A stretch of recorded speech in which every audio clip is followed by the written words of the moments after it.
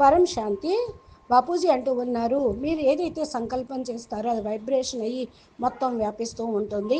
ప్రపంచానికి ప్రూఫ్ కూడా కనపడుతుంది. మంగళ గ్రహాన్ని కూడా ఇక రిమోట్ కంట్రోల్ తోటే దాన్ని కంట్రోల్ చేస్తూ ఉన్నారు. ఇది కూడా ఒక రకమైన వైబ్రేషనే.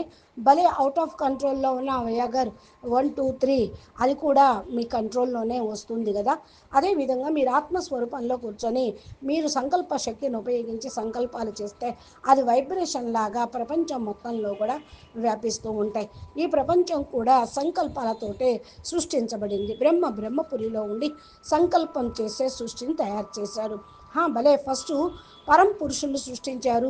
సప్త పరం పురుషులే మళ్ళా సప్తలోకాలను సృష్టించారు.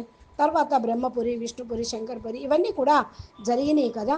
ఇప్పుడు 198 కోట్ల సంవత్సరాలు పూర్తయింది బ్రహ్మకి. రెండో పరార్థం నడుస్తూ ఉంది ఫస్ట్ రోజు.